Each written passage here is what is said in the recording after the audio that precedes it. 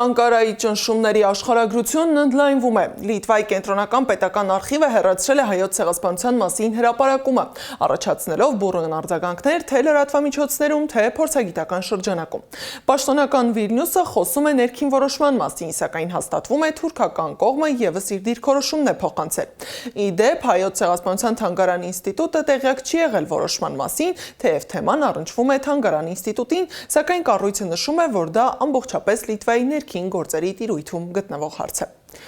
Սա պարզապես խմբագրական քայլ էր, թե արտաքին ճնշման արդյունք եւ ինչու Հայաստանի պաշտոնական կառույցները դեռ չեն արձագանքել։ Թուրքիայի ճնշմամբ Լիտվայի կենտրոնական պետական արխիվը հայոց ցեղասպանության մասին ապրիլ 24-յան գրառումը հեռացրել է Facebook-ից ու պաշտոնական կայքից։ Թուրքական կողմը կարծիք էր փոխանցել, հրապարակումը քաղաքական բովանդակություն ունի։ Լիտվայի գլխավոր արխիվագետը կենտրոնական արխիվի ղեկավարը մեծ հետ զրույցում չհերքեց, ցեղասպանությանը վերաբերող հրապարակումը իսկապես հեռացվել է իրենց էջից։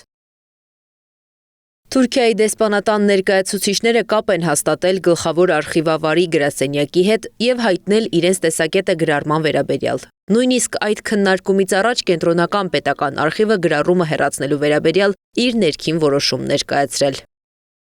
Մենք մի քանի անգամ զանգահարեցինք Հայաստանում Լիտվայի դեսպանություն հասկանալու համար, թե արդյոք նրանք տեղեկացված են Լիտվայի կենտրոնական պետական արխիվի նման որոշման վերաբերյալ։